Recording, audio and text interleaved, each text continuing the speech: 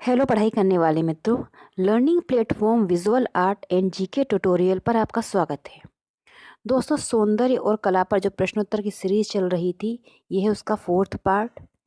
और इसमें काफ़ी महत्वपूर्ण और डीप क्वेश्चंस मैंने इंक्लूड किए हैं जो कला परीक्षाओं में आपके लिए काफ़ी उपयोगी होंगे। और अगर आपने पहले के 3 पार्ट नहीं देखे हैं तो वह ज़रूर देख लीजिए। उसका लिंक आपको इस वीडियो के डिस्क्रिप्शन बॉक्स में मिल जाएगा।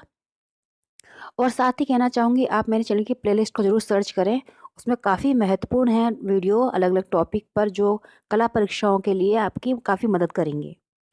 तो आइए देखते हैं 4th पार्ट के क्वेश्चंस। और आपको कितने क्वेश्चंस आते थे इसका आंसर आप लिखिएगा कमेंट बॉक्स में। पार्ट 3 में 75 क्वेश्चंस हो गए थे और 76 क्वेश्चन मैंने आपके लिए छोड़ा था कि किसने कहा है कि ब्यूटी इज़ यूनिटी, संसार तत्वतः सुंदर है। तो ये बात कही थी, आंसर है इसका ऑप्शन बी, सेंट ऑगस्टीन ने ये बात कही थी कि संसार तत्वतः सुंदर है। क्वेश्चन नंबर 77 है, किसने अपने ग्रंथ कन्फेशंस में प्लेटो की भांति सौंदर्य को देवी प्रकृति का स्रोत माना है। तो ये जो ग्रंथ है कन्फेशंस, ये लिखा था सेंट ऑगस्टीन ने। आंसर है इसका ऑप्शन सी। उन्होंने इसमें कहा है कि, और ये धारणा प्लेटो की भी थी कि जो सौंदर्य है वो प्लेटो की बात उन्होंने माना कि सौंदर्य जो है देवी प्रकृति का स्रोत है, यानी कि सौंदर्य जो है वो ईश्वरीय है। क्वेश्चन नंबर 78 है, डे ट्रिनिएट, इस ग्रंथ के लेखक कौन है। तो डे ट्रिनिएट जो ग्रंथ है इसे लिखा है सेंट ऑगस्टीन ने। आंसर यहाँ पर ऑप्शन डी। इन्होंने कई महत्वपूर्ण ग्रंथ लिखे हैं जिसमें म्यूजिका, ऑन विंग्स ऑफ चैरिटी है, द ट्रिनिएट है। ये ग्रंथ हैं सारे सेंट ऑगस्टीन द्वारा लिखे गए।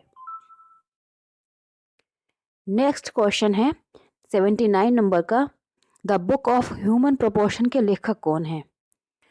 तो ये बुक है the book of human proportion, इसको लिखा था अल्बर्ट ड्यूरन ने। आंसर है यहाँ पर ऑप्शन बी। इसके साथ ही एक और है द बुक ऑफ मेजरमेंट।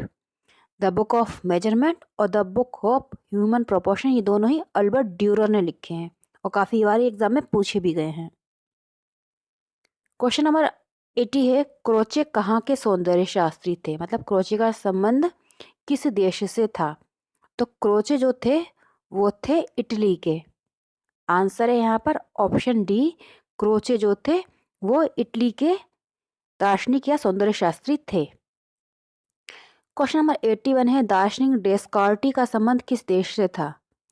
तो दार्शनिक जो डेस्कार्टी थे वो थे फ्रांस के। आंसर है यहाँ पर ऑप्शन ए, ये फ्रांस के दार्शनिक थे। नेक्स्ट क्वेश्चन है, किसने प्रकृति को सर्वोच्च कलाकार माना है जिससे सभी अनुपात के सिद्धांत प्राप्त होते हैं। तो प्रकृति को सर्वोच्च कलाकार माना है थोर ने।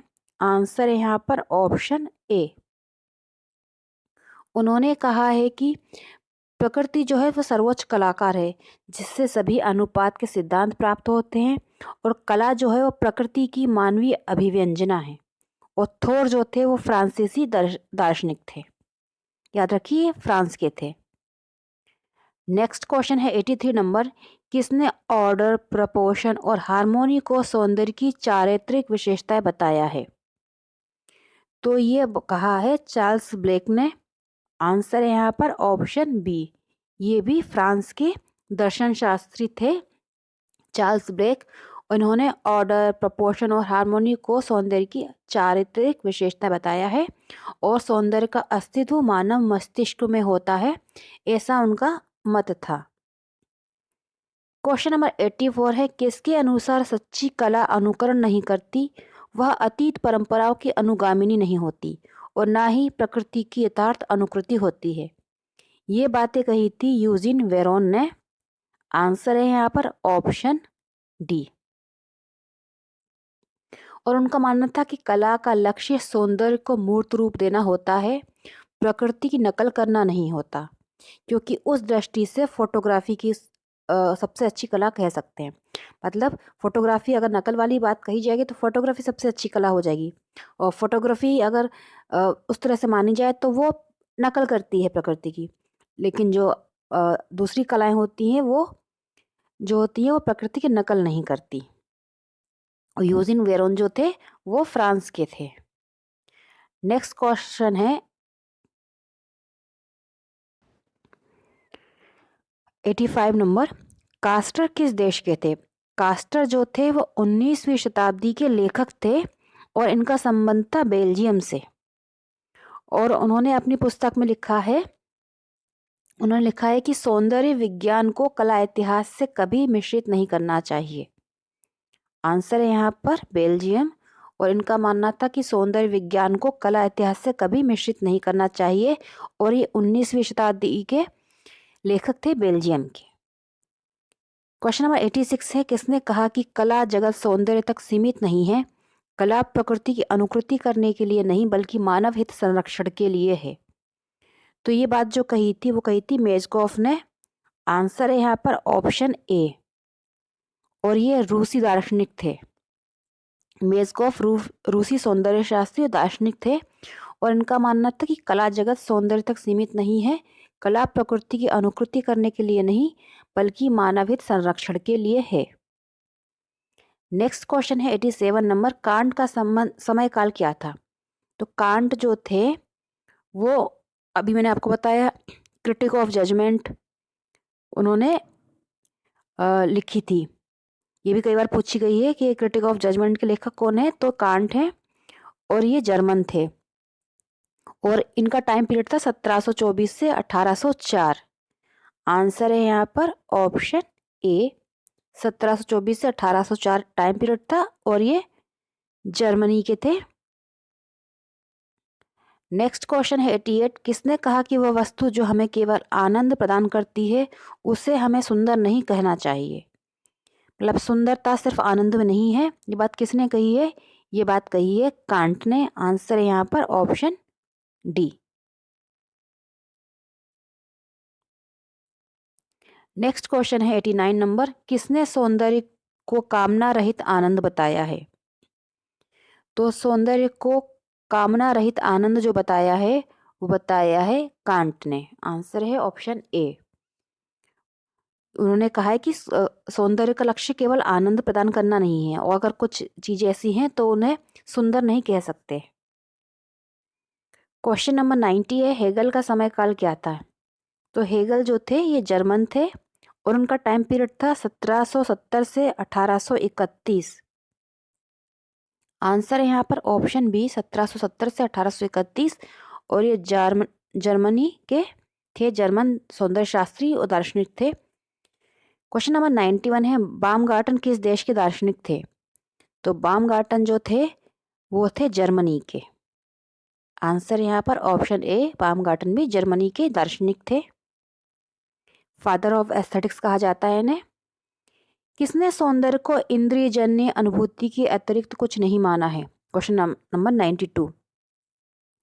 तो सौंदर्य को इंद्रियजन्य अनुभूति के अतिरिक्त कुछ नहीं माना है बामगार्टन ने। आंसर है यहाँ पर ऑप्शन ए। क्वेश्चन नंबर 93 है, किसने अपने ग्रंथ में ब्यूटी और सब्लिमिटी दोनों ही पक्षों पर विचार किया है? तो ये विचार रहे कांट के। आंसर यहाँ पर ऑप्शन सी। इन्होंने अपने जिनका ग्रंथ था कांट का, उसमें इन्होंने ब्यूटी और सब्लिमिटी दोनों पर ही इस पर विचार किया है। और कांट का जो ग्रंथ था उसका नाम है क्रिटिक ऑफ जजमेंट, जैसा मैंने अभी आपको बताया भी था।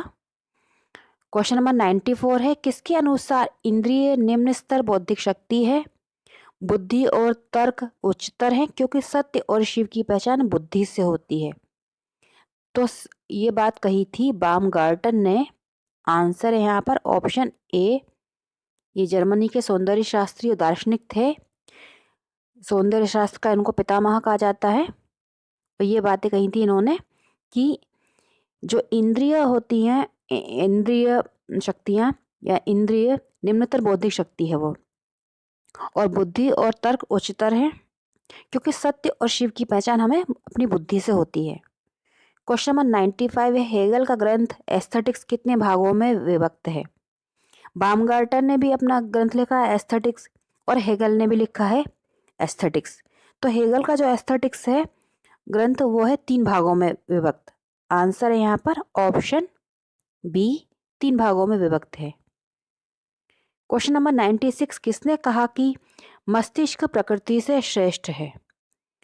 तो मस्तिष्क प्रकृति से श्रेष्ठ है क्योंकि प्राकृतिक सौंदर्य जो होता है वो मस्तिष्क के सौंदर्य की छाया मात्र है।